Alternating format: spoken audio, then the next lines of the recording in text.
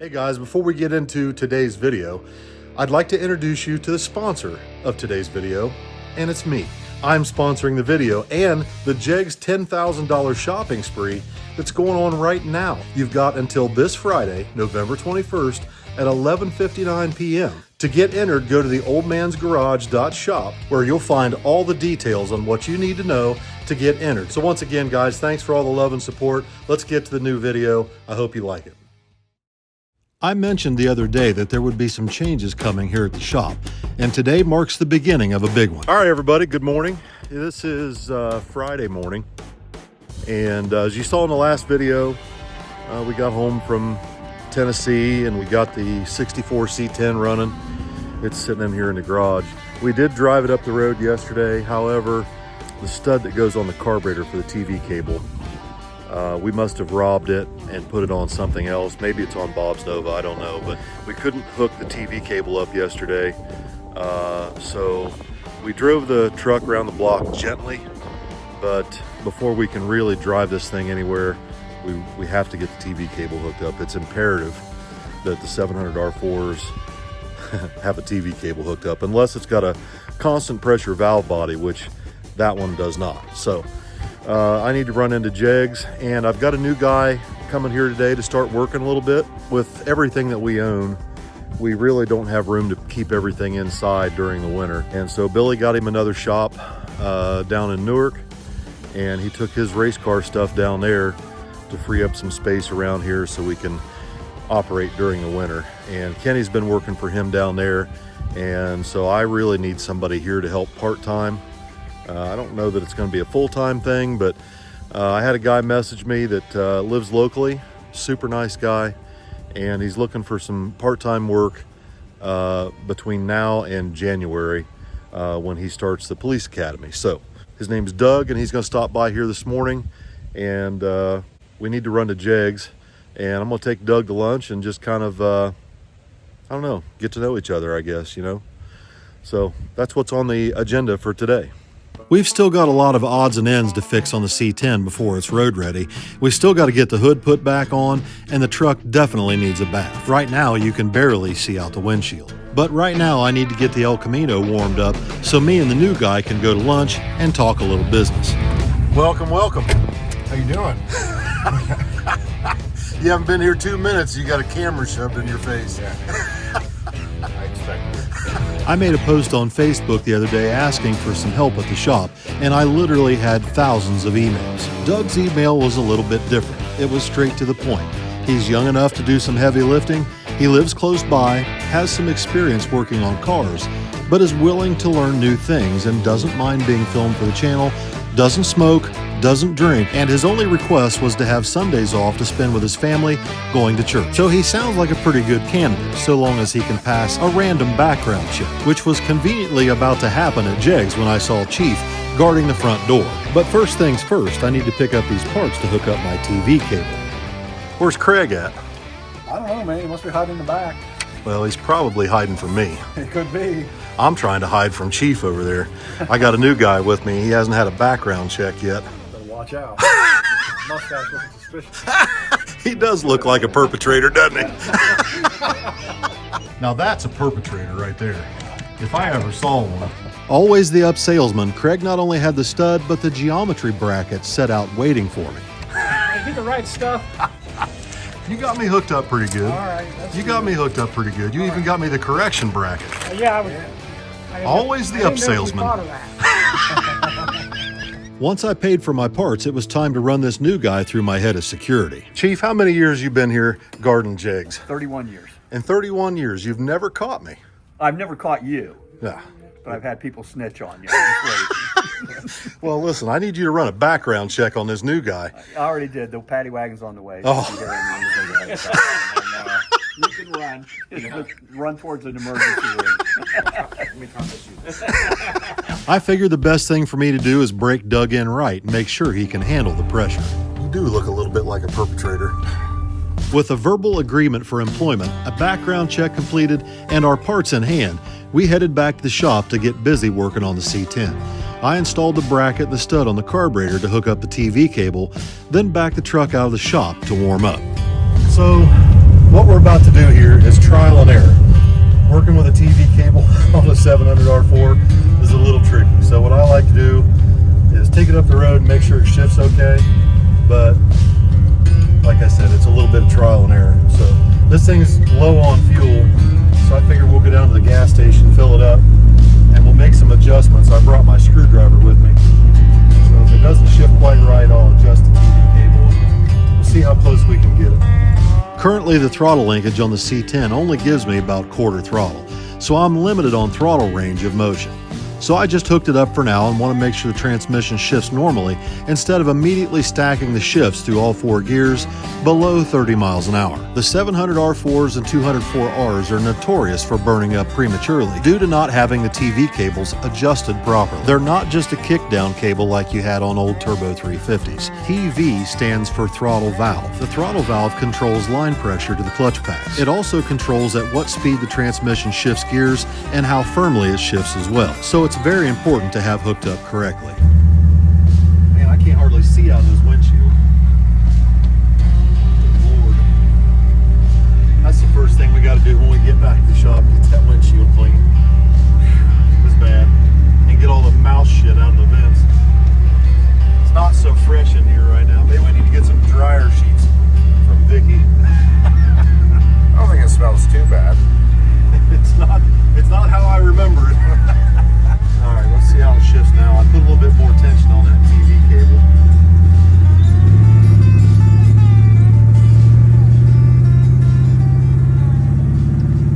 That's much better.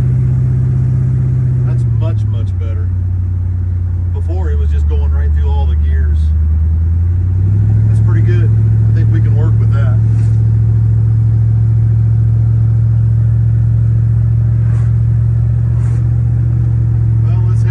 Shop and start seeing what we've got to try and clean this thing up a little bit.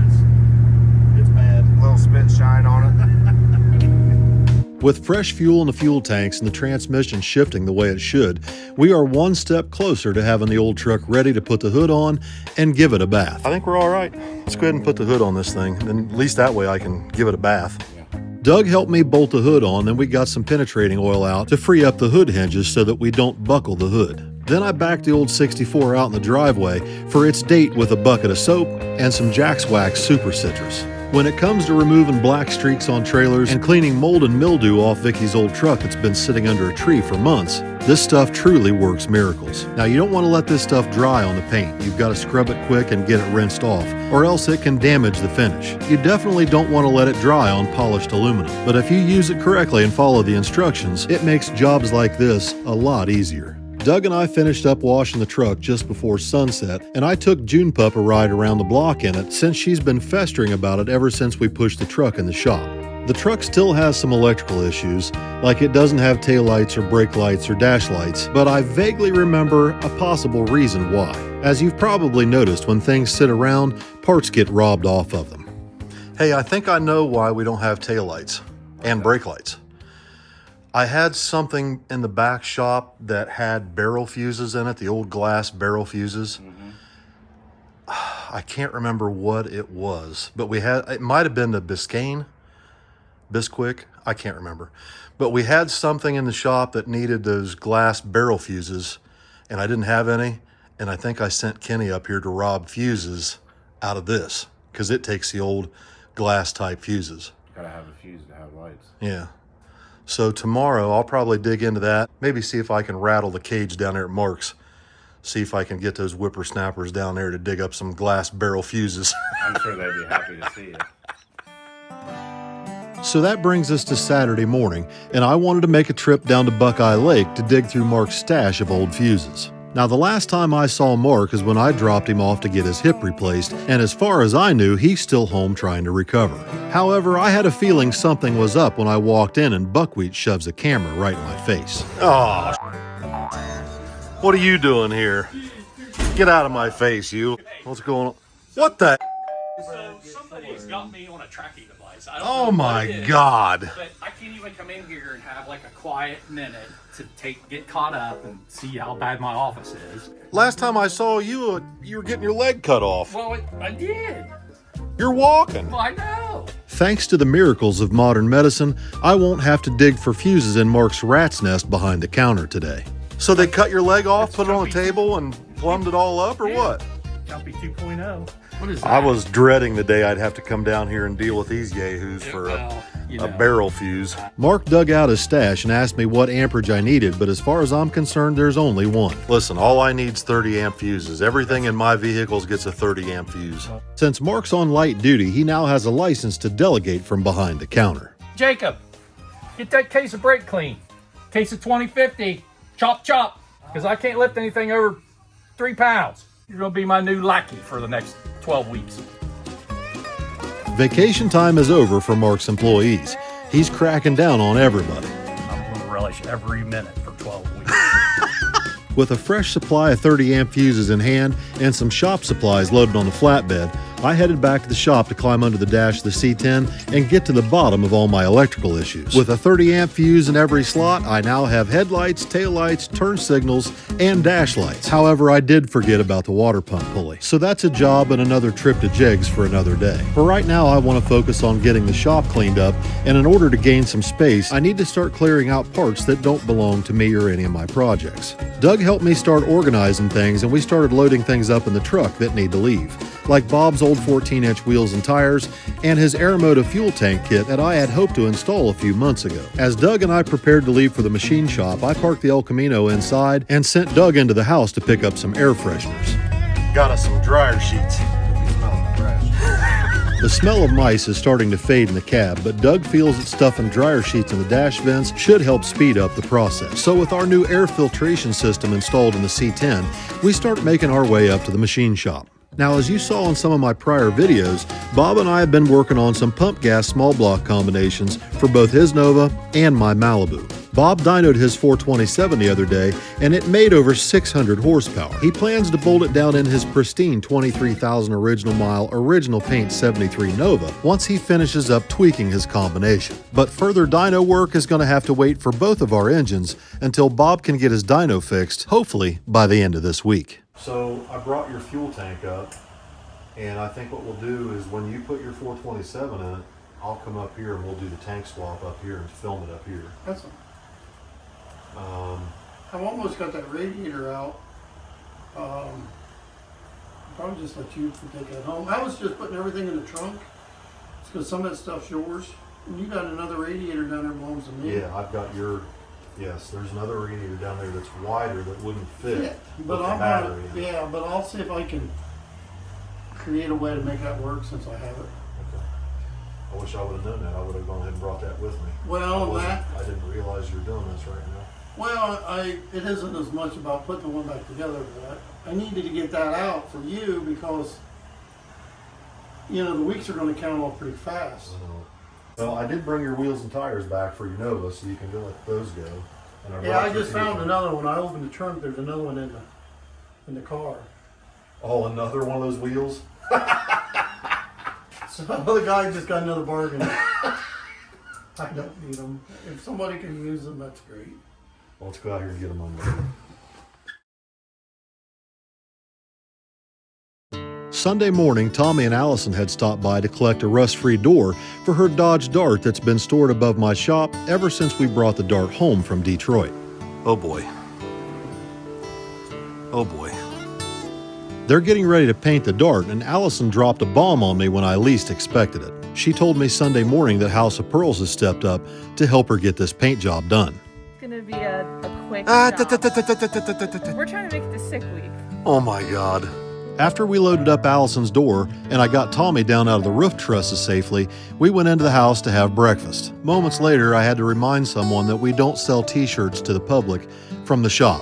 I get the fact that people feel like they know us and they feel like they're part of our family, but we can't have people stopping here unannounced, and I certainly can't film welcoming them into our home, as that would invite more and more people to do this.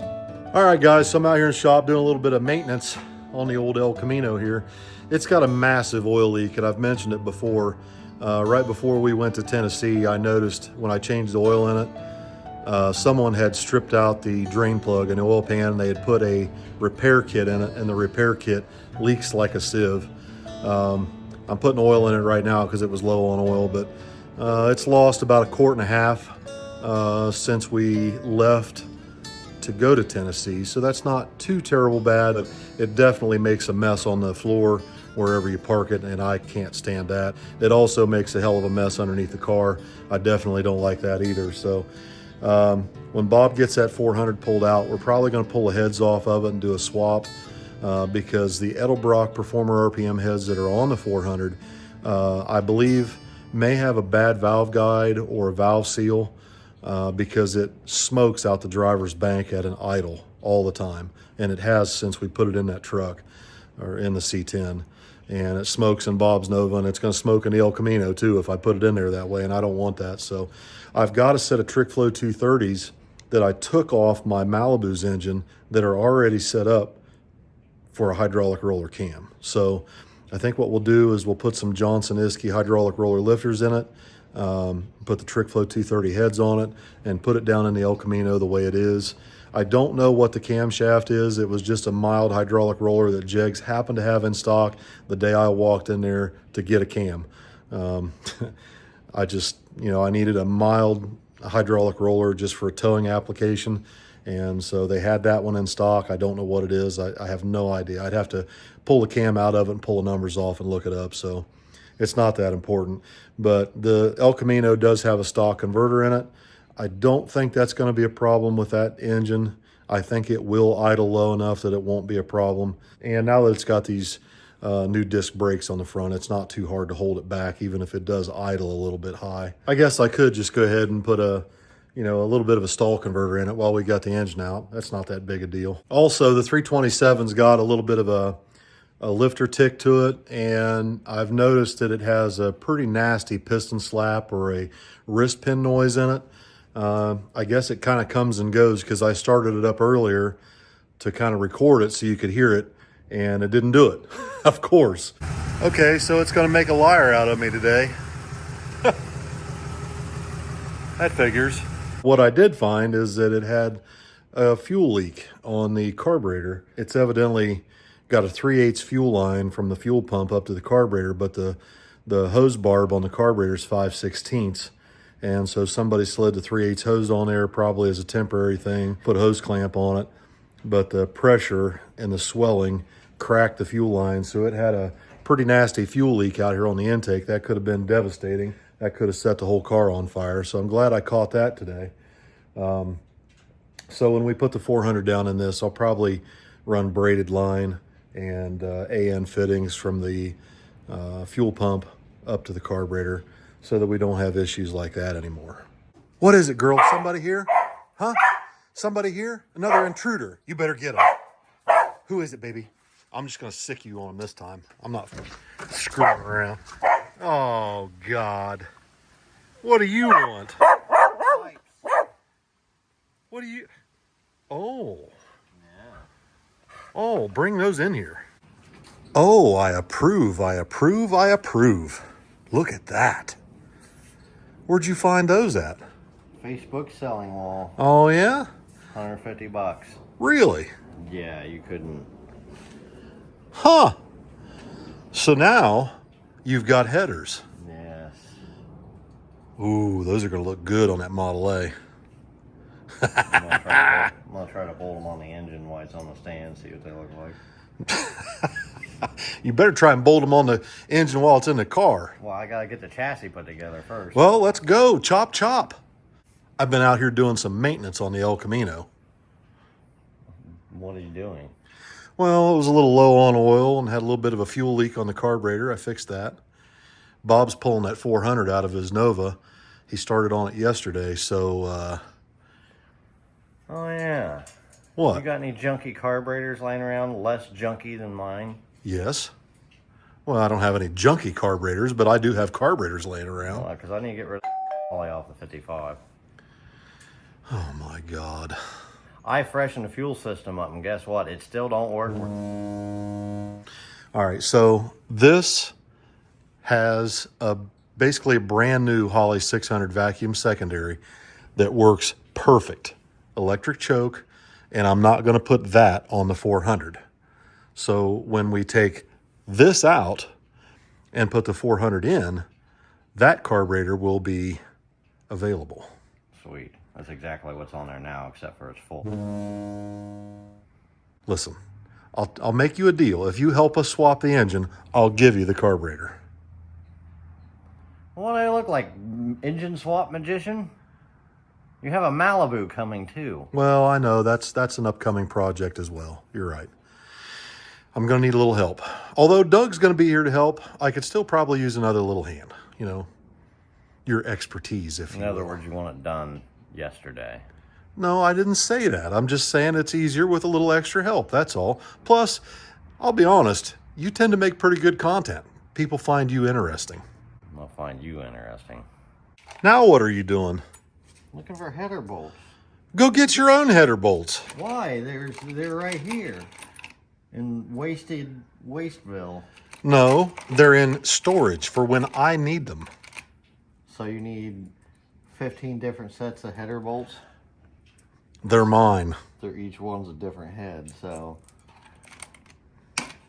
these are when you lose half your bolts and then you throw them and buy new ones.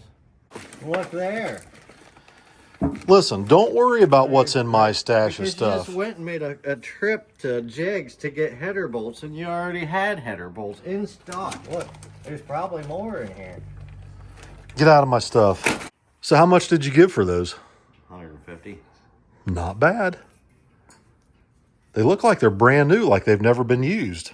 Well, the guy had a 27 Rio, Really? turning it into a rat rod. The problem is his was channeled, so where his engine sat in the rails and his body come down would run into the back of the pipes. So he ended up going with lakeside pipes. So I wonder if they're going to fit on your Model A Yeah, because I don't have it channeled. yet. Well, I'm not channeling it. I'm not sitting on a flat board. All right, well, whatever. Let's just get this thing down in the car. Do you need to bring it up here to work on it up here? No, I need to put the chassis together. I got to have 2 pieces of I-beam. Well, And then let's I go. gotta- Chop, chop. I got to get a hold of... You've already screwed up. You've let Chumpy get his new hip. Now he can drive and shift. He's barely walking. He was jumping and skipping around the freaking shop the other day. Yeah, well, wait till he calls you at night. You're like, oh. Well, I'll have to hit him up and find out why he's calling you late at night and Well, he's making not all kinds answering of the strange phone. noises. He's not answering the phone right now. He's probably all gimped out. Thought he was dancing a jig and he was all back to kicking ass and taking names. And Spent one day at the shop working. It was a half a day, right? Yeah, Half a day. most of the day because he called me first thing in the morning. Oh. Yeah, I had no idea. I was walking into an ambush when I came in the side door. You had your freaking phone out in my face. I knew there was something going on. I've got you on tracker, so we sat here and watched. Tracker? Yeah, because he told me, he's like, we got to wait for your brother. I was like, oh man, come on. And he's just like, no, we got to wait for your brother. We got to talk about this stuff. I was just like, so I had to look it up. And then you finally left the house. And then all of a sudden. How are you tracking me? And then we can How see, are you tracking me? Oh, don't worry about it because you already signed up for it. Anyway, Jesus. so we can see you stopping and you're just sitting there. And then the next thing you know, you're driving like 10 miles an hour. I was like, now he's fucking droning. And that went on the whole trip to Chumps. 45-minute wait.